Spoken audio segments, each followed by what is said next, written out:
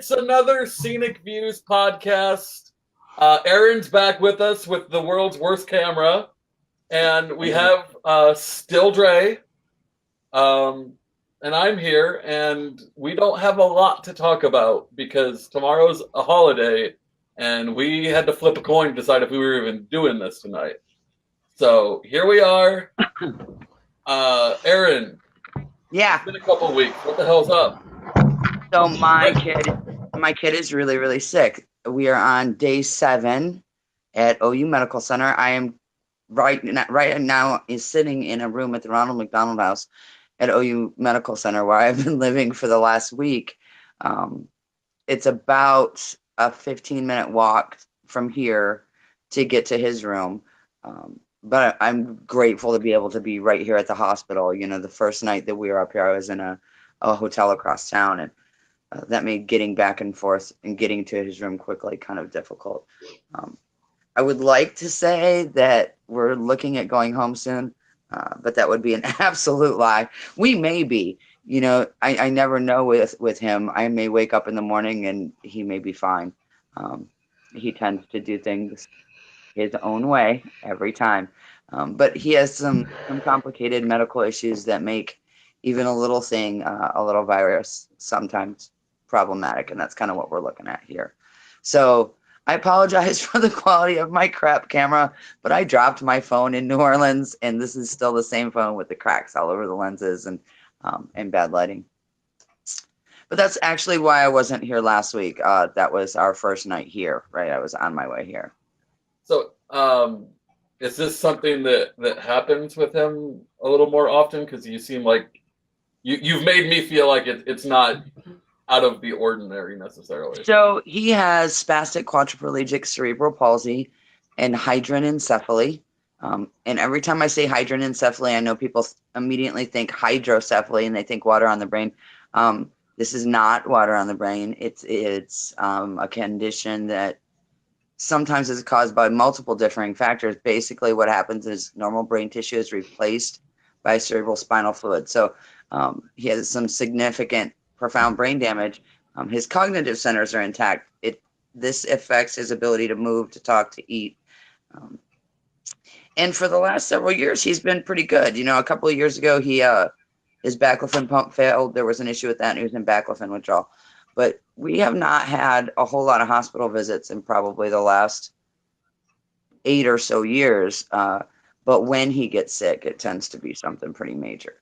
So this time it was parainfluenza. For you or me, it'd be like a chest cold, croup. For him, because he can't cough. Well, he can, but it takes a lot, and he needs some assistance. So he doesn't cough effectively, regularly. It turned into viral pneumonia in his left lung, and when they put him in a bed and he wasn't getting up and getting into his chair and doing things, that caused a little bit of aspiration pneumonia, bacterial pneumonia, to form in his right lung. So we have the initial virus and then 2 different types of pneumonia on board right now. Wow, that's a lot to deal with. A lot to deal with, and he's not having it. Like day 2 here, he uses a feeding pump and has a G tube. And so day 2 here, they wouldn't let him have anything orally because he has a G tube. He can sometimes eat orally, just he burns more calories eating than he can take in. So that's why he has the tube.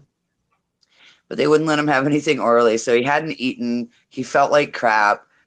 He didn't have his communicators. He didn't have his chair. He was just an absolute little jerk that first day. And I get it. He felt horrible, and he's 18 and wants to go back and hang out with his friends and go to work, and didn't want anything to do with this hospital stuff. Now he's kind of settled into the fact that he just is going to have to do his part and get better.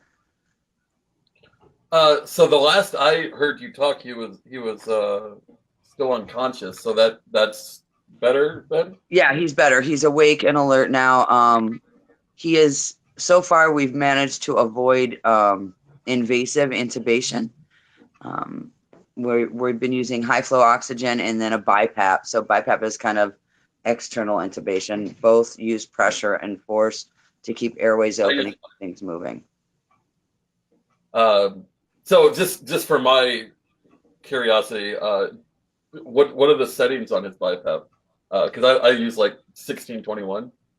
So he's a whole lot higher, and we're only using it at night. Like today, just on high flow oxygen, right, which is just a nasal cannula.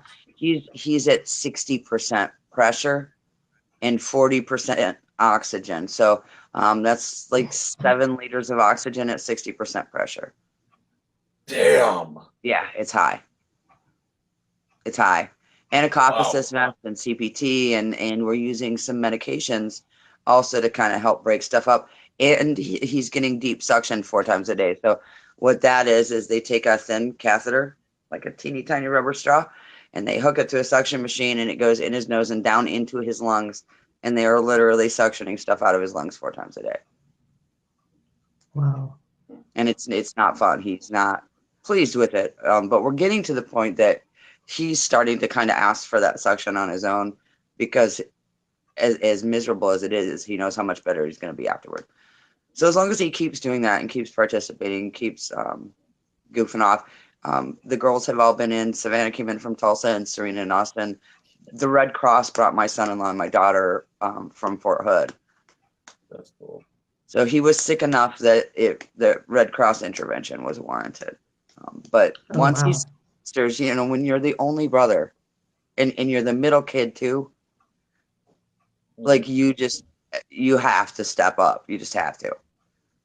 So he definitely has something to prove to them. Like he can't be the little brother that everybody else. He can't do that anymore. Not at 18, because that's not his style anymore.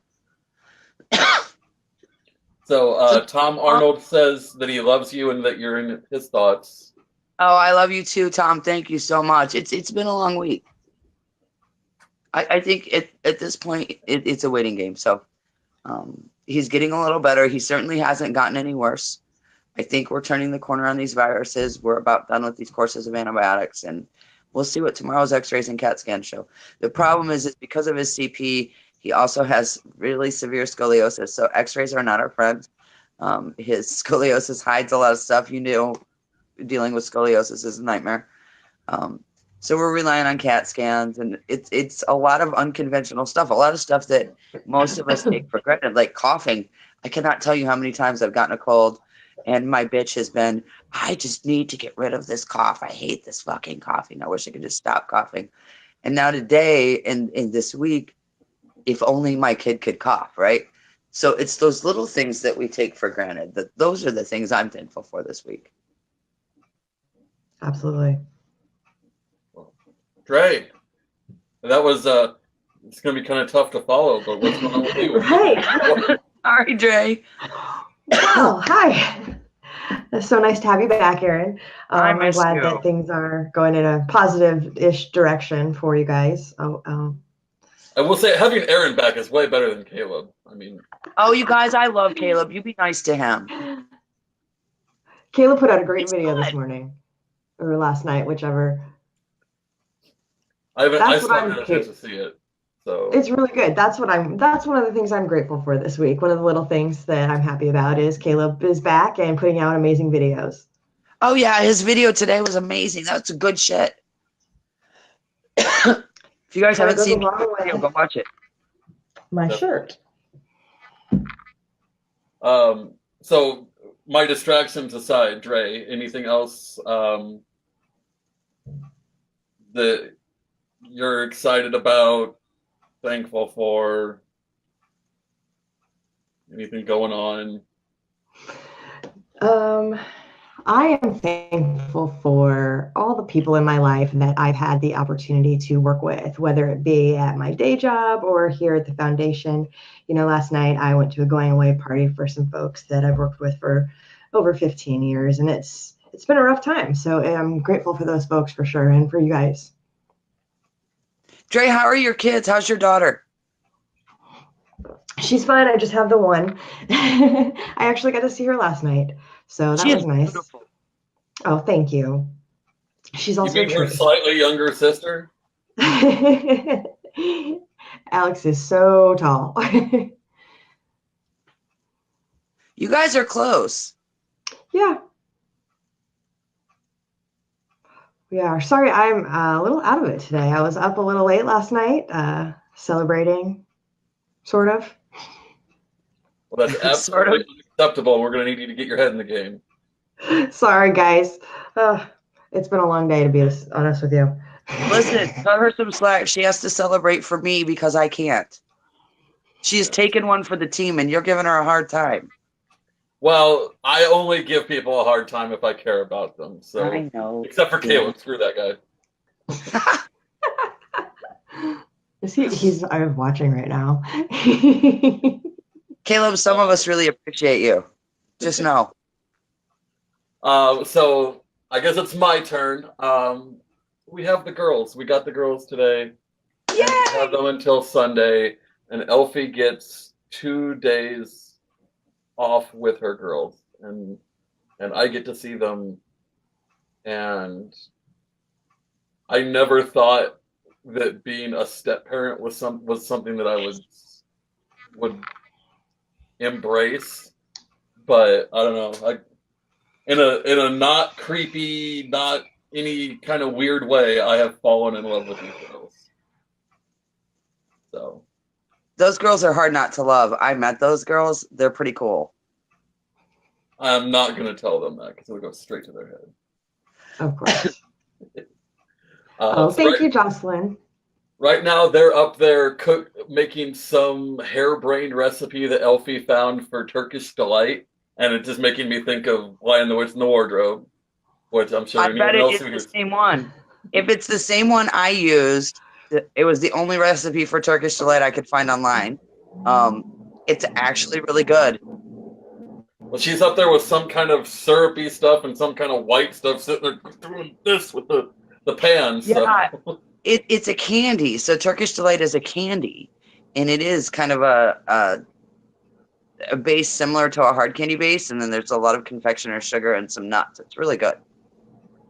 Here's what I'm super happy about. I talked her into making a round of my mother's apple pie. That will not be shared. If I have to throw elbows, that is not being shared. You see how he is, Dre? Selfish as shit. And we have cheerwine to go with it tomorrow. And violating the nap. So, Tom, if you're still watching this, if you ever want to be my best friend, go to the store and get me like 2 12-packs of cheerwine and just mail it to me, because it is so hard to get up here. Dude, I can send it to you. You do not have cheerwine in Oklahoma. Yeah, we do. I can get it at Atwood's. I hate you. Wait, what kind of wine? It's a cheerwine. soda. It's soda. It's really good soda. It's like think cherry Dr. Pepper, but sweeter and less burn. It's almost like a really cherry sweet. cola cream soda. Yeah. It's amazing. That sounds good. That sounds really good. Back to Omaha, I will bring you some, Zach. All right. So we can get it in Omaha, but only in glass bottles and real sugar, which is good, but it makes it really expensive. Next time we have a face-to-face meeting, I'll try to swing by one of the you can only get them at Hy-Vee's up here, and only a couple of them. So, shout out to Hy-Vee for being the only place I can get cheerwine. Jared wants to know when you're going to visit, Erin. Jared is in Indianapolis. Yes. Yeah. As soon as I can, man. I'm at this point. I'm hoping I'm out of the hospital in time to hop a plane and make it to the LNC meeting in December. I'll be getting on a plane regardless, but I just need him to be a little more stable first. I mean, I would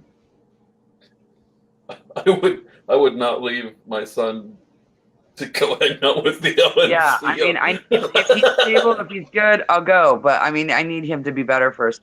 I really think. Here's what I think. I think David should buy the foundation an RV, and he should send the 3 of us on the road. Oh, dear Lord. And we should do our podcast from remote locations, visiting and having our guests on the show be guests at those remote locations with us. That is a great idea. And I know that is in the plan, the RV part. I know that he wants to buy an RV because when we go to different things, him and Rio always drive because they have to take the tabling supplies. So eventually he said he wanted to get a RV. So maybe we can just speed that up a little bit. Yeah, it just makes sense for us to travel together anyway. Right. What else we got? So we don't have a ton of like news items or anything that we wanted to talk about, but there is one that I found that I thought was really cool, and I think it's cool regardless of where you fall politically. I'm gonna throw it up here in our show notes. Um, the U.S. abortion rate has gone down about 25% since between 2006 and 2015, and it fell by half amongst teenagers. So, what? So, this is not a choice that I would ever have to make. So, I would like for you two to kind of jump in and talk about what your thoughts on that are. Oh, sure. Nothing like throwing us under the bus on abortion, right? I think that this decrease is promising from a lot of different angles. One, it tells me that we're doing a much better job when it comes to education, especially when we're seeing this decrease in teens. And it's not just teen pregnancy that is a problem, right? It's teen STI transmission. That's also a huge problem. It wasn't that long ago that we were seeing huge outbreaks of syphilis and gonorrhea in high school. This is an indicator that we're doing a better job educating our young people about how to have safer sex. And I don't think that's ever going to be a bad thing. We know prohibition doesn't work. Prohibition has never worked. So let's be educated and let's be smart. So that's one thing. I think people are just making different choices. And they're being smarter and safer, and that's a good thing. That's always a good thing.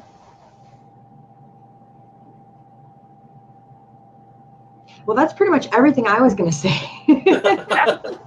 We're educating them so great. And I mean, obviously, we've also got amazing birth control in the market, and people are taking advantage of that and being safer. And that's always a positive for everybody. Dre, do you think part of this is kind of the comeback of the IUD and some of these implants gaining in popularity? Absolutely. I mean, I got to be honest, that's my form of birth control, and it's worked out great.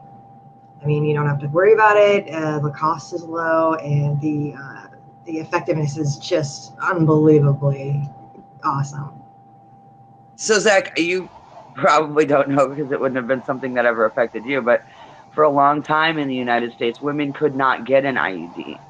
It was not an available form of birth control. Early IUDs were made out of metal, and we saw all kinds of medical problems from that. We saw perforation of the uterus and some heavy toxicities, and they would rust. It was really bad. So new IUDs, modern technology, has allowed companies to produce IUDs that are really, really safe and really effective.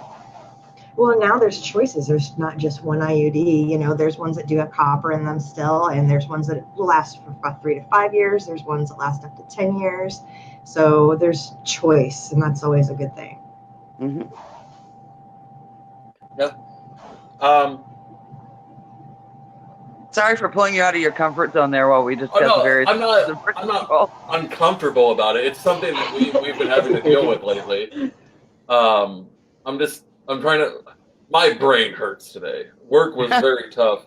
I'm learning to do a new process at work that takes a long time and doesn't give a lot of emotional return on investment, we'll say. And so my brain's just going haywire. I think, like, as I read the article that we posted, it's kind of frustrating. Even in the article, there's politics. It's like people are fighting about, trying to push their narrative as to why the rate's going down and this, that, and the other. And it's like, can we all just be happy? Like, I don't just think be happy about it. Yeah, like, if you think abortion is murder, then there's a lot less murder. And if you are the kind of person that thinks that it's a woman's right to choose, and typically those people will also say that it's not an easy decision, and I don't know, it just not having to make that decision seems like a win. Absolutely. Right, like nobody wants to have having to an think abortion, about having the decision to get an abortion. It's not like the decision to purchase a pack of Tic Tacs. Yeah. Right, you're not just like all of a sudden, oh man, I'm bored. I'll go get a tattoo. I've been wanting it for a long time. That's a whole different decision than I'm bored and I think I'll just go get an abortion today. That's not how it happens for anybody. So I'm just, to me, it's a victory. I'm a little saddened that there's a fight in the victory, but like, Of course there is. I'll take it, man. Like, sad. I think the next big drop is going to come when artificial wombs become viable and cost effective. Agreed. I really think that is going to be one of the things that makes this conversation a non-issue for us. That technology is really, really promising. I'm really excited. But you know what's going to happen from that, right? The minute that artificial womb technology is perfected, and we can all get really excited and be like, wow, no more abortions. Now the conversation is going to shift to baby factories and human trafficking. Oh, yeah. So there's not really, it's be trading one argument for a new argument. Yeah, there's always going to be an argument.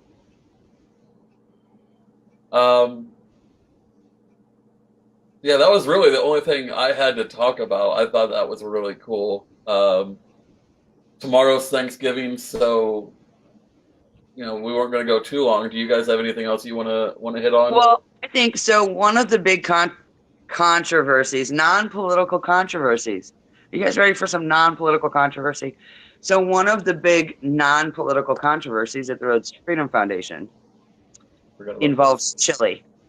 And we would really, really, really like feedback, and not just your feedback, but please send us your chili recipes, right? We want to really be able to compare these. So beans or no beans? That is the question. Understand, your place on my friends list hinges on this answer.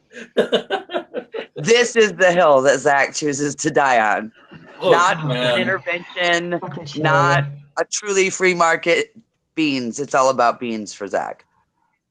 Here's the thing. There is a way to have chili without beans. That is called a chili dog, and it is the only acceptable answer. Maybe it's chili burger. But what about chili fries?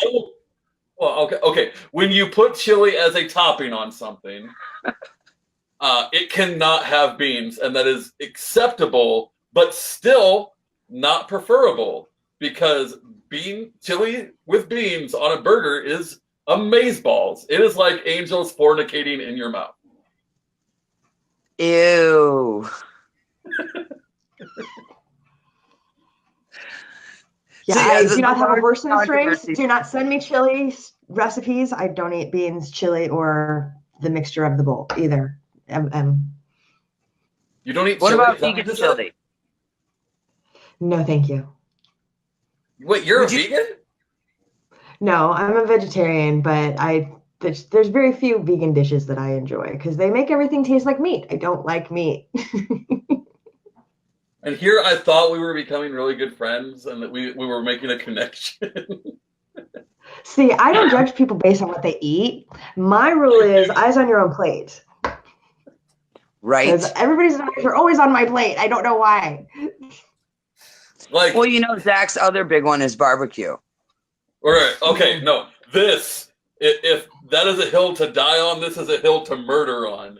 KC barbecue is far and away better than Texas barbecue, and it is not close. Texas barbecue is gross. It's not even as good as like Carolina barbecue or any of that. First off, Omaha beef is way better than Texas beef, so you're starting from a bad place with Texas barbecue because you already have an inferior product before you even put the barbecue on. Fight me. Sauce. So you like that? Zach likes that vinegary, mustardy barbecue sauce too, because that really is the Kansas City thing. Thing is, I hate mustard, but KC barbecue is so good. Do they put a lot of mustard in it? It's just a little bit. It's more of a vinegar weird. based than, some barbecue sauces are really sweet. They're molasses based or brown sugar based. Some of them are literally ketchup. Kansas City barbecue has a lot of vinegar in it. And But I had some great barbecue in Memphis. Look, I'm telling you, I had killer barbecue in Memphis. Tennessee ain't bad either. Y'all are doing barbecue right. They're not backwards. They're better than Texas. It's great barbecue in Memphis. Tennessee does a lot of shit right. Ask Tom. I hate to tell you guys this, but Tennessee is the best state in the union. And I cannot wait until I get to move onto my land, turn off all my devices, and just live like a backwoods hillbilly into my retirement. Oh, I can't wait for that. I'm squatting at your place. Like between my brothers and I and my dad, but by that time he will probably not be with us anymore. We're gonna own this mountain. We've already got like 30 acres down there. And I will build a hobbit hole into this mountain so that I can have friends come over and stay with me. Oh, I want to help you build it. I think we should do it with Law's rocket. With what? With a Law's rocket, like shoot the rocket into it. Okay. Let the rocket do the work. Like a I have a nice buddy little of mine pulled that way. That's cool. Tom said you have to squat at his place though. Okay, Tom. Although he's more like central Tennessee, which isn't quite as good. My place is in the Smoky Mountains, but his area is still nice. Zach's on his that nothing's quite as good tonight, right? This is his kick. I am in that place today. Oh boy.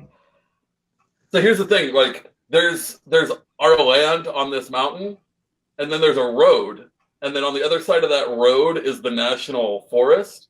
So all these deer are used to not being shot at because it's a national forest. That's gonna change. And they wander across the road, and they're like, "Oh look, this is safe because I'm a deer and I don't know what that road means," and they get got.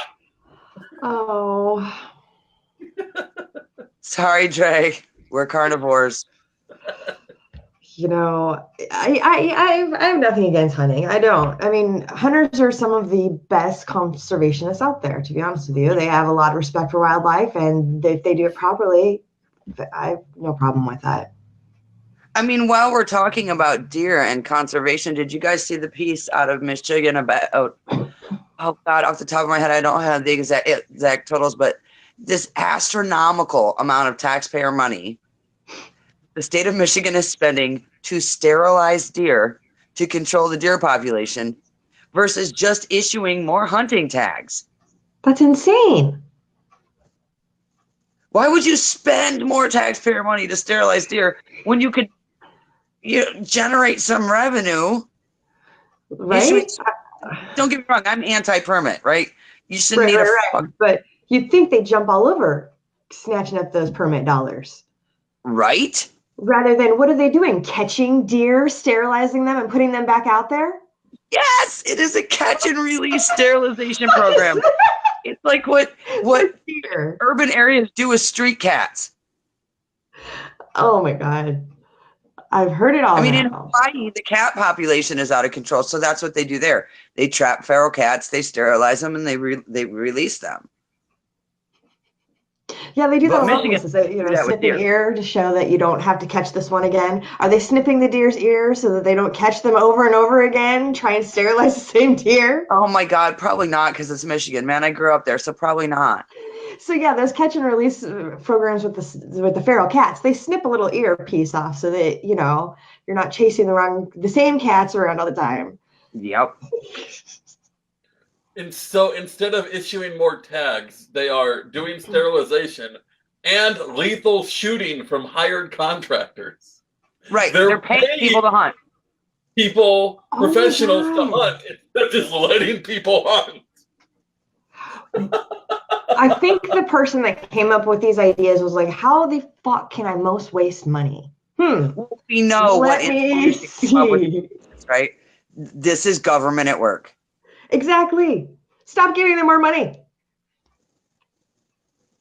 We pay these people to make these shitty decisions for us, guys. What? There is a Republican in their legislature who's trying to make it illegal for that program to keep functioning, so that their only option would then be to give out more hunting tags. But it's Michigan; that shit ain't going through. Nah. I don't know. One of Michigan's best loved governors was a Republican governor who enacted sweeping welfare reform and was pushing for school of choice program. So, I mean, conceivably, it could happen. Keep fighting the good fight. It's been a hot minute since Singler was the governor, though. So, I mean, I think Detroit convicted 2 or 3 mayors since then. Did you say convicted? Yeah. Oh, yeah. Dennis Archer and Kwame Kilpatrick were both convicted. And Coleman Young, before Archer, Coleman was he was a criminal. Isn't that a prerequisite to be mayor of Detroit? I'm pretty sure you have to be involved in some kind of black market activity, or extortion or embezzlement. Sounds about right. Like, if you can't do those things well, how are you going to run a city, right? If you can't acquire a bunch of stuff that fell off a truck, how are you going to mayor a city? If you're not great at extortion, government's not the job for you. Absolutely not. I mean, all right, seriously. so we've had a good long discussion about deer abortions or whatever we were talking about, and deer abortion. Oh, okay. So, we talk about free market stuff all the time. And I don't know how things are in Nebraska, but in Oklahoma, we have a lot of small rural hospitals that are closing. Yeah. And so these buildings are sitting there. And the other day I kind of had and it's not just them, it's larger hotels are sitting vacant, right? I had a flashback kind of to this television show I had seen, an expose. There's someplace in Philadelphia. It was a mall, like a shopping mall that was kind of abandoned, and some contractors came in and turned it into a really cool, like, community living spaces, small micro apartments. They brought in boutique dealers to fill some of the spaces. There's a barber shop. What a great opportunity for an entrepreneur to reclaim some of these buildings, to go in and buy some of these buildings that have been closed or foreclosed on, and turn them into housings and community kind of centers, right? With market space, with facilities to get your hair done, maybe a gym. It would create jobs. It would create housing. It would reclaim this building. There really is a lot of opportunity there for outside of the box thinkers. And for libertarians who are looking for compounds, and I know you all are. Yeah. I was just thinking, like, you could get 2 or 3 buildings like that and advertise in some libertarian spaces, and you might be able to get enough people to move in to control the elections in that town for a while if it's small enough. Well, and look, if it's like the hospital in Paul's Valley, it was the only hospital in the county. Yeah. So if you think about it, there's shopping space there, there's living space there, there's medical space there, there's literally everything you need for a compound. And I'm pretty sure that city's looking to unload that pretty cheap. Oh, yeah. So, there's even a helipad. It's a hospital. You can bring your commie friends and take them up to the helipad. You can run tours. Put them in just to show off your helicopter, right, guys? Just call it Pinochet Air Tours, and you charge people. You take them up in the helicopter, you strap a parachute on their back, and let them skydive. Oh, that's a great idea. Now watch, some libertarian somewhere's going to open Pinochet Air Tours. I would die. I would die if I saw that pop up online tomorrow. Like, do it. I don't think IP is a thing, so do it. For sure. So yeah, we're gonna call it here. Next episode, I want to talk about. Oh, someone new is feeding back. Who is that? That was Dre. Okay. I muted you, Dre. So next episode, I really want to talk about healthcare issues, specifically medication costs, because there's a lot of memes going around about insulin and the cost of it, and I want to kind of explain why it's so freaking expensive. Because there's no generic form available. That's why. Okay, let's not give away the freaking podcast episode, Erin. Well, everybody knows that, right? The thing is, no, because I had arguments about it this week. Like, people don't know that that's why. Oh, cow. All right. Well, So- maybe somebody that we should reach to before next week, that just to get some talking points, is Dr. Mary Ruart, who is a speaker at our unconvention. And for viewers who aren't familiar with Dr. Ruart, her new book, Death by Regulation, can really open your eyes to a lot of this stuff, like what Zach is talking about right now.